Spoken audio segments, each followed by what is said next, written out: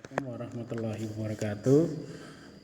Selamat pagi anak-anakku semua, siswa SMK Negeri 3 Kendal kelas 12. Alhamdulillah pada pagi ini Pak Imam akan menyampaikan materi pemeliharaan sasis dan pemindah tenaga kendaraan ringan untuk mapelnya PSPT kelas 12 TKR untuk KD, yaitu memperbaiki sistem rem konvensional.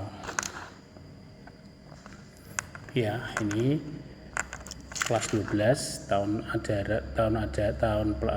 pelajaran 2021-2022 semester gasal.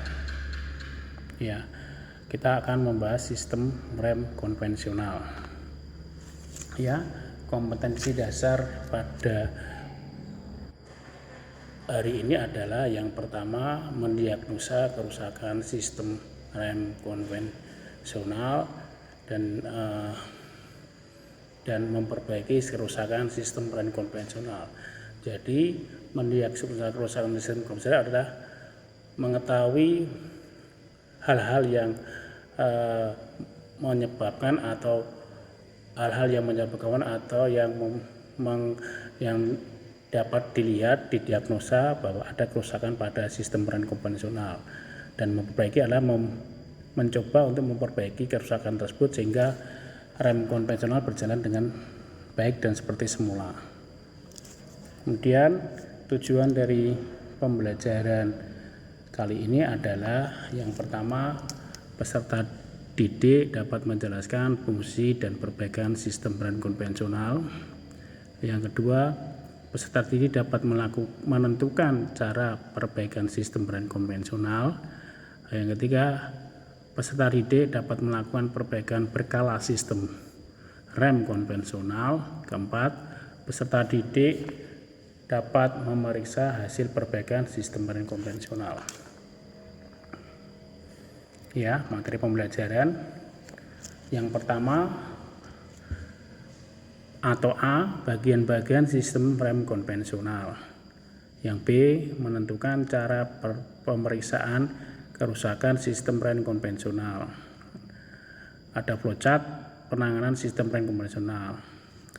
C, mendeteksi letak kerusakan sistem rem konvensional. Dan D, memperbaiki kerusakan sistem rem konvensional.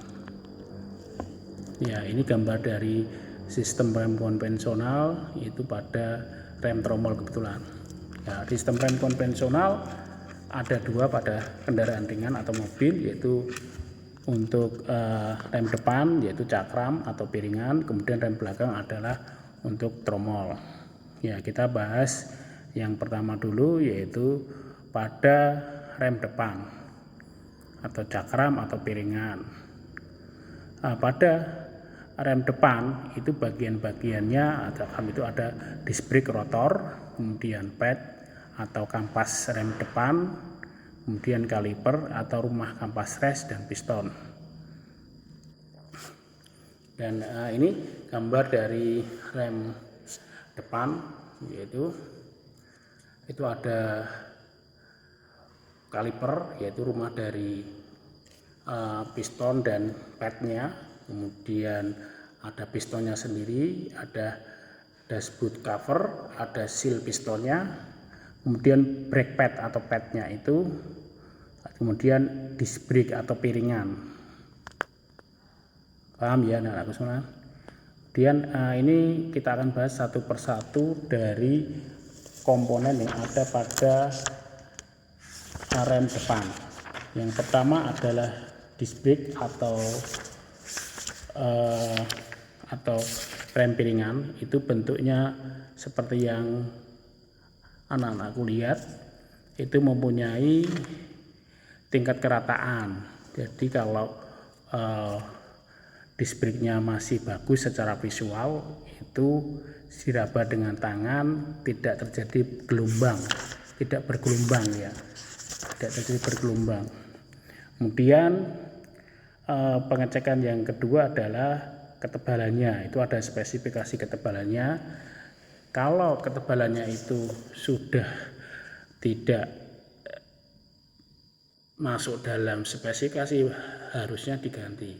Kemudian yang ketiga itu bahwa piring-piringan ini juga bisa dicek dengan menggunakan keolengan.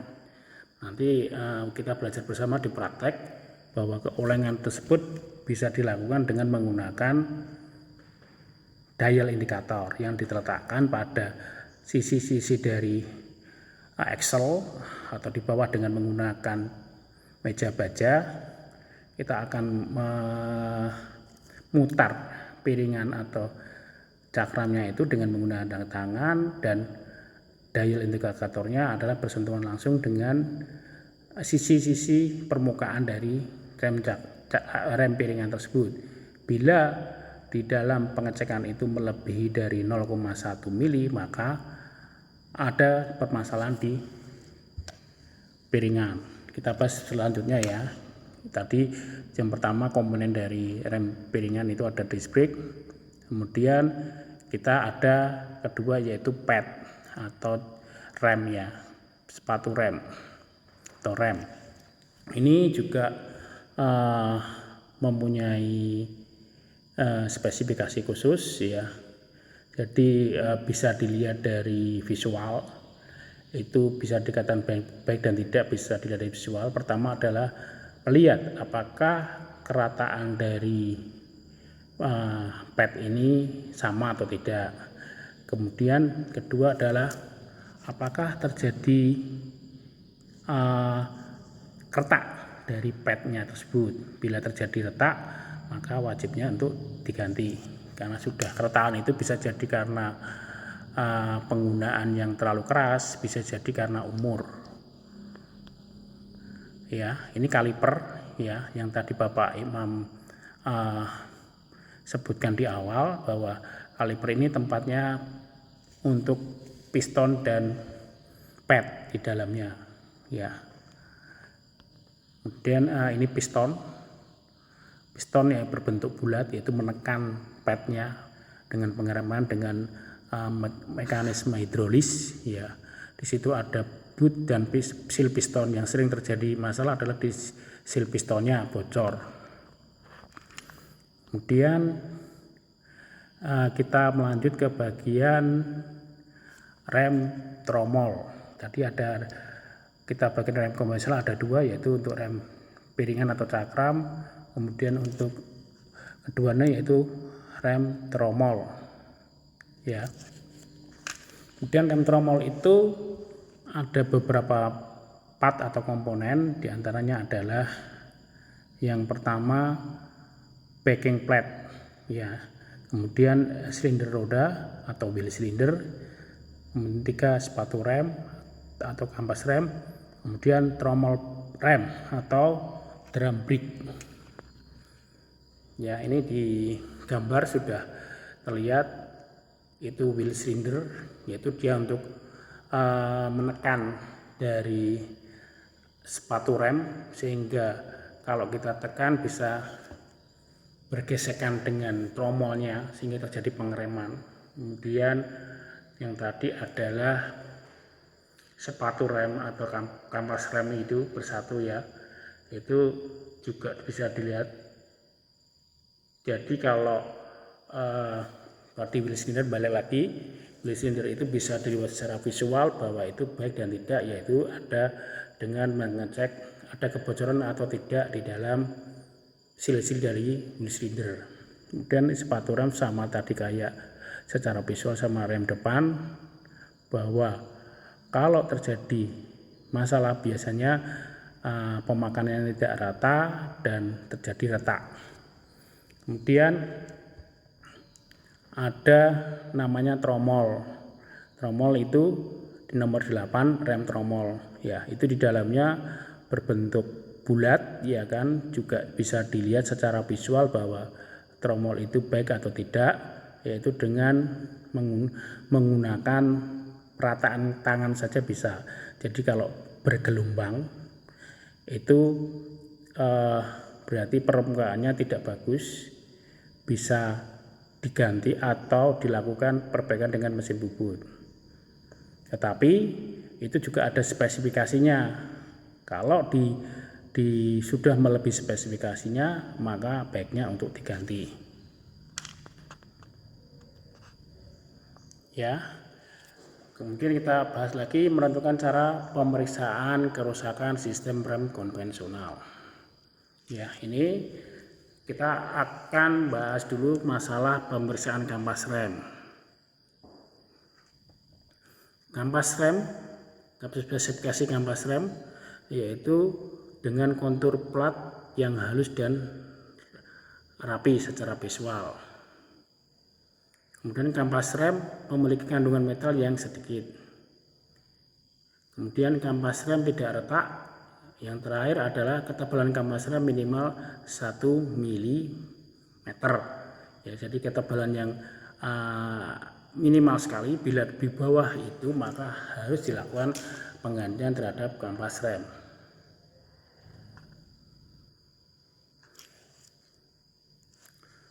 Kemudian yang berikutnya C, mendeteksi letak kerusakan sistem rem konvensional.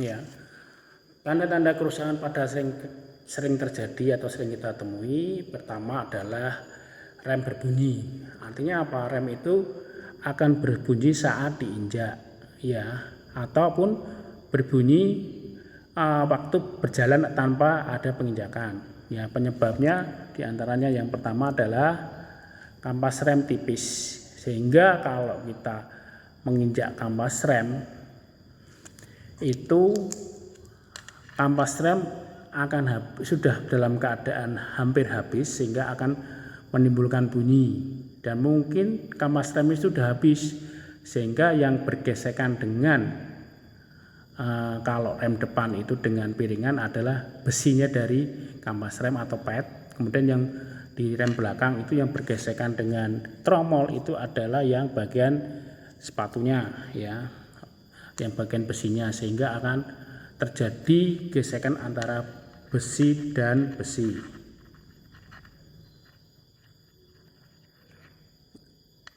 Oke. Kemudian piringan kedua yaitu piringan yang tidak rata. Ini pada rem piringan, yaitu bila yang tadi Pak Imam sudah jelaskan di depan bahwa rem piringan itu mempunyai spesifikasi. Kita ukur, nanti bisa dilihat dalam videonya. Kalau keulengannya melebihi dari 0,1 sehingga piringan itu bermasalah, dan sebaiknya dilakukan pembubutan atau penggantian piringan tersebut. Kemudian umurnya yang sudah melebihi 30.000, artinya bahwa umur dari padnya atau kampas remnya melebihi dari 30.000, biasanya akan terjadi kaku, keras, ya. Kemudian yang keempat, adanya benda asing yang masuk ke dalam piringan dan kampas rem. Benda asing itu bisa berupa kotoran, debu, dan beram-beram itu, ya, yaitu dia akan berada di sela-sela antara kampak pad dan piringan untuk rem depan. Kemudian dia juga bisa di sela-sela antaranya kampas rem dan tromol, sehingga apabila bergerak itu akan menimbulkan suara. Yang kedua, tanda-tanda kerusakan terjadi adalah rem mobil keras saat diinjak. Ya, penyebabnya adalah kerusakan pada bagian booster. Ya, booster itu ada selang-selang, mungkin yang juga di bagian yang bersentuhan dengan master cylinder itu mungkin mengalami kebocoran. Ya, nanti bisa dilihat di praktek dalam ilustrasi, lihat secara langsung. Kemudian yang ketiga, rem itu bergetar. Rem bergetar penyebabnya adalah piringan cakram yang tidak rata, sehingga waktu diinjak, karena piringan yang tidak rata, maka putaran dari piringannya akan oleng sehingga diinjak akan terasa bergetar. Kemudian yang keempat, rem menjadi lebih dalam saat pengereman. Ya, jadi pengereman itu jadi diinjak semakin dalam. Penyebabnya adalah kebocoran pada master cylinder. Ya, di master cylinder nanti bisa dilihat ada sil-sil untuk roda depan dan roda belakang. Ya. Rem tidak pakem yang kelima. Rem tidak pakem penyebabnya kampas remnya sudah habis dan kerusakan pada master cylinder. Yang keenam, velg panas. Ya, penyebabnya adalah rem yang terus-menerus bekerja, muncul panas dan roda sulit berputar. Ya, karena ada pengereman yang sifatnya tetap, maka akan bergesekan langsung terus-menerus dengan piringan ataupun tromol. Ya, yang ke D yaitu memperbaiki sistem rem konvensional. Ya, sistem rem tromol yang pertama. Ya, yang pertama adalah melepas tromolnya, kemudian memeriksa backing plate. Ketiga, memeriksa ketebalan sepatu rem. Keempat, memeriksa kerusakan sepatu rem. Kelima, memeriksa kebocoran minyak rem pada silinder roda. Keenam, memeriksa diameter dalam tromol. Ketujuh, memeriksa keausan tromol yang bersentuhan dengan sepatu rem. Mengukur, ke-10 adalah mengukur diameter sepatu rem. Memeriksa ke-11, memeriksa kerja penyetel sepatu rem otomatis. 12, menyetel rem otomatis dengan rem tangan. Ya, ini memelihara rem piringan. Ya, yang pertama adalah membersihkan kampas rem dan disc brake. Ya, kita bisa menggunakan kampas rem menggunakan amplas. Ya, kemudian disc brake juga bisa menggunakan amplas. Kita amplas permukaannya sehingga kotoran-kotoran yang menempel itu bisa hilang. Kemudian kita bisa dengan menggunakan angin, ya, kita bersihkan dengan angin.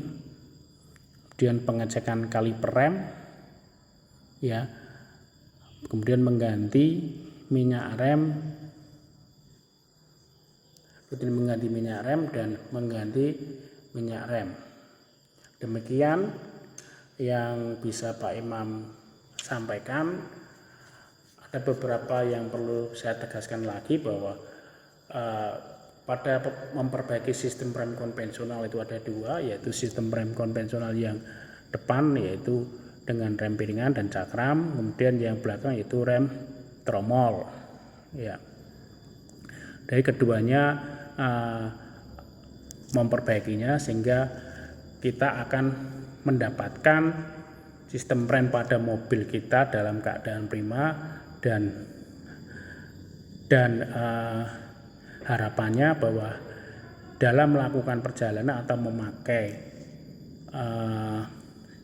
memakai mobil tersebut tidak ada masalah di saat kita menggunakan, sehingga pengecekan dan itu bisa dilakukan secara berkala, dan setiap ada tanda-tanda kerusakan segeralah untuk memperbaikinya sehingga tidak menjadikan masalah kalau kita melakukan perpanjangan apalagi kalau perjalanannya itu memakan waktu yang lumayan lama dan kita akan nyaman menggunakan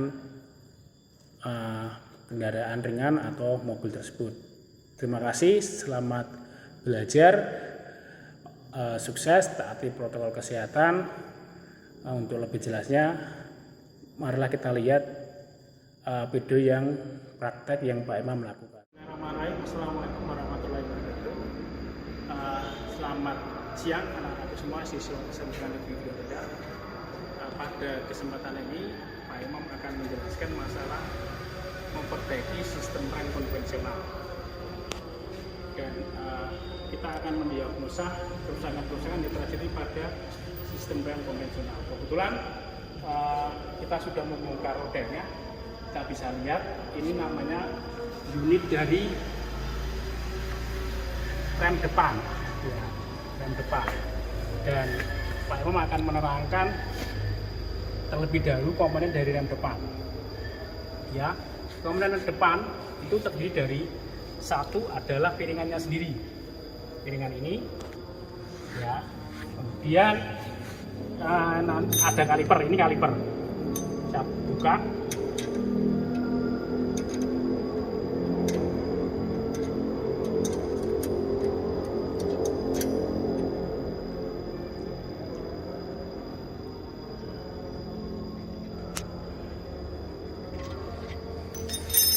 Kita buka kaliper, ini kaliper. Kemudian ada pad, ya, ini pad, ini pad. Kemudian ada piston kaliper, ya. Nah, yang pertama, bahwa kerusakan atau diagnosa pada rem piringan, yang pertama adalah keluhannya terjadi pada umumnya bahwa rem akan berbunyi saat diinjak. Ada beberapa faktor yang menyebabkan rem berbunyi saat diinjak. Yang pertama adalah ketebalan dari pad ini. Ya, bila padnya sudah tipis, maka bagian dari besi yang melindungi yang bersama dengan pad ini akan bersentuhan langsung dengan rotor atau piringan sehingga mengakibatkan bunyi. Dan ketebalan minimal dari pad ini adalah 1 mili. Ya, kita cek di mobil yang kita sedang praktek, yaitu mobil Kijang. Ini ketebalannya dengan jangka sorong ini bisa dilihat 9 mili. Artinya bahwa tebal dari pad ini aman, tidak ada masalah. Kemudian yang menyebabkan rem itu berbunyi juga adalah adanya barang atau kotoran yang berada pada celah antara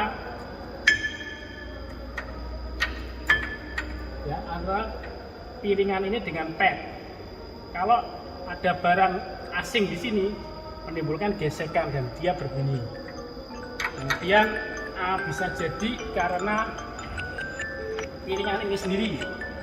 Piringan ini mempunyai keolengan. Ya. Kalau di atas 0,1 mili, maka piringan ini akan oleng sehingga menimbulkan bunyi. Kita cek, mengecekkan piringan itu kita menggunakan alat yang namanya dial indikator. Kita pasang pada tempat tertentu, ya. Kita pastikan tidak bergerak, aman, ya. Terus kita sentuhkan dengan rotornya, ya. Rotor kita setting di angka 0,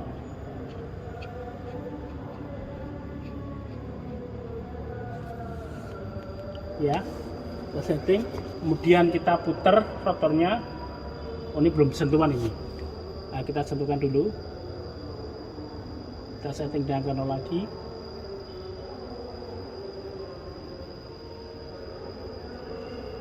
Ya, kita putar. Itu dari gerakan ke kiri dan ke kanan.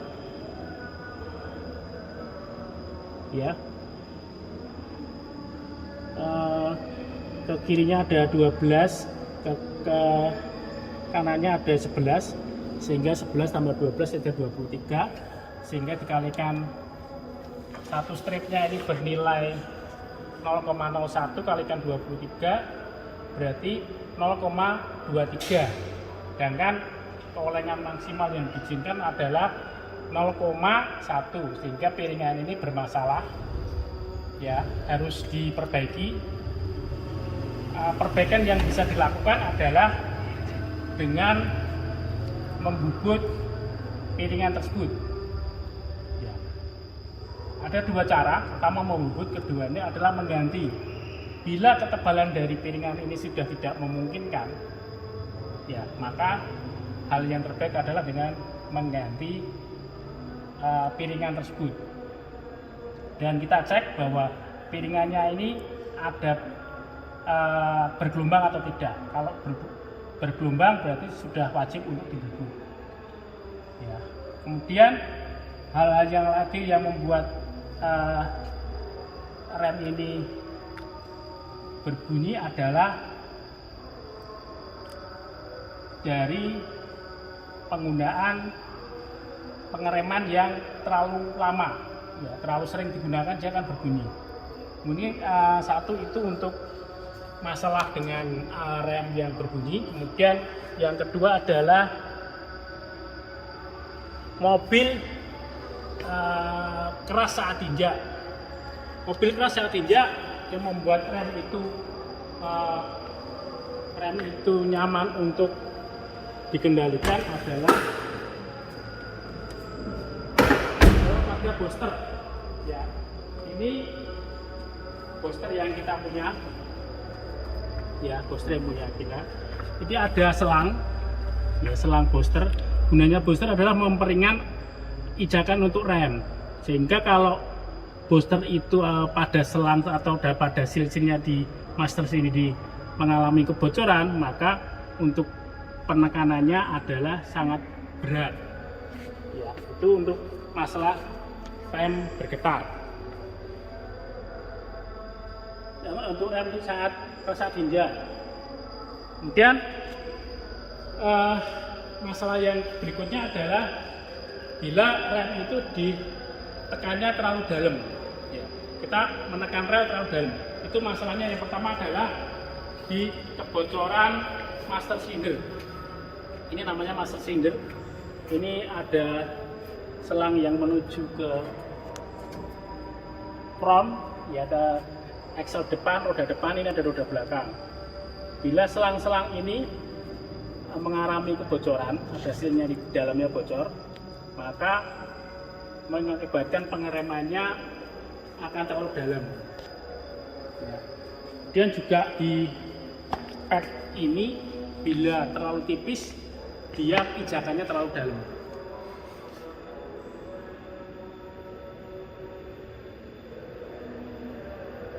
Kemudian penyebab yang lain kerusakan pada sistem rem konvensional ya, peleknya panas. Ya, ini pelek jadi panas, ini peleknya. Ini terjadi karena pengeremannya yang terlalu lama, terlalu sering rem, sehingga menyebabkan pelek panas. Kita langkah ke rem belakang. Ya, ini tromol. Ini tromolnya, ya kan, komponen rem belakang juga sudah kita bongkar dan tromol. Kemudian ini ada wheel cylinder. Kemudian ini ada backing pad. Kemudian ini ada adjusting untuk rem. Kemudian ini ada kampas rem tromol. Dia ada pegas untuk melepas kampas rem. Ya. Ada beberapa masalah yang harus kita identifikasi. Pertama di backing pad ini. Backing pad coba dilihat secara visual, fisik, bahwa backing pad itu aman dengan mengidentifikasi permasalahan. Yang pertama, apakah ada keretakan pada backing pad? Apakah ada cacat yang berupa keretakan, berupa karat, berupa lubang-lubang, terjadi pengaratan dan lubang-lubang? Bila tidak ada, maka backing pad ini dikatakan aman. Dan seperti yang kita tahu bahwa backing pad ini kita lihat secara di mobil Kijang itu aman, tidak ada masalah. Kemudian ketebalan dari kampas rem ini, ya, saya tidak akan membongkar, saya akan langsung melakukan pengukuran dengan menggunakan jangka sorong. Ya, jangka sorong, kita menggunakan jangka sorong yang dalam.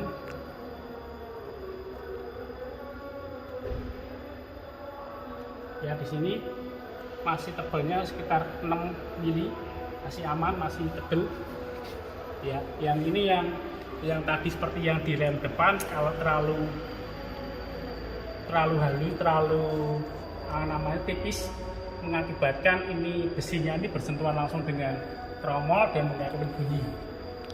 Kemudian pada tromol ini juga kita cek, dia spesifikasinya adalah 226 sampai 230.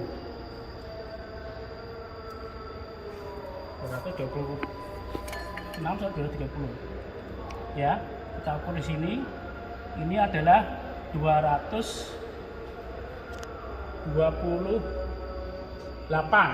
Ya, artinya bahwa tromol ini masih masuk spesifikasi dan tidak ada masalah dengan tromol ini, sehingga tromol ini bagus. Kemudian pengecekan yang berikut untuk tromol adalah untuk kehalusan, apakah terjadi gelombang. Ya, bisa nanti dengan amplas ya, gelombang ini dengan cara yang paling ringan. Kalau tidak ada gelombang tidak ada masalah. Kemudian penyebab yang kedua untuk rem belakang tromol, bahwa pengereman itu terlalu dalam. Ya, bisa diakibatkan karena ada wheel cylinder di sini. Ya, wheel cylinder ini mengalami kebocoran pada sil-silnya, sehingga akan mengakibatkan pengeremannya terlalu dalam. Kemudian ada juga yang pada kampas rem ini. Kampas rem ini kalau terlalu pendek, dia akan terlalu tipis, dia akan mengalami pengereman yang dalam atau panjang. Dan untuk ada beberapa faktor, ada yang adjusting ini bisa digunakan untuk memperpendek jarak dengan tromol, tetapi kalau kampas rem sudah tipis juga tidak berpengaruh. Dan apa tadi yang mengakibatkan peles panas untuk roda belakang juga sama, yaitu terjadi pengereman yang terlalu lama. Ya.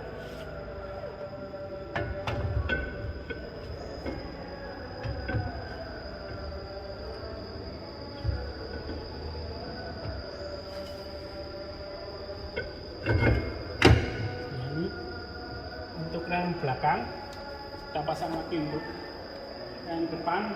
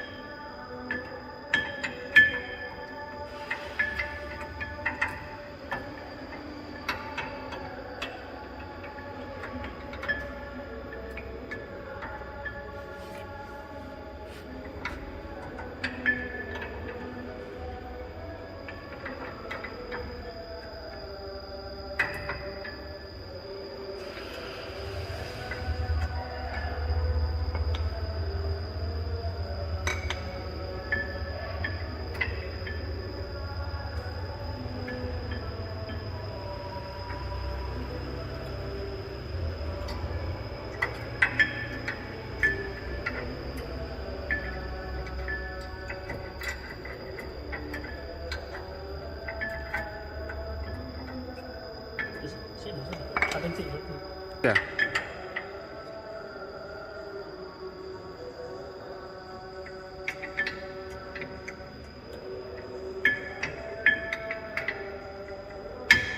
Kita pasang lagi, ya. Kita pasang untuk baut pengunci kaliper.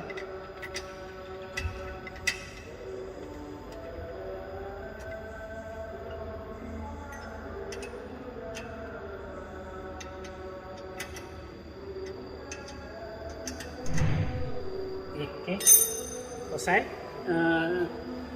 Kita sudah pasang lagi. Demikian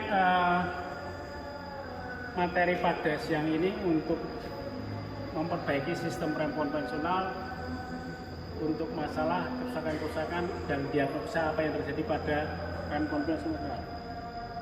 Terima kasih, semoga video ini bermanfaat buat anak-anak sekalian. Assalamualaikum warahmatullahi wabarakatuh.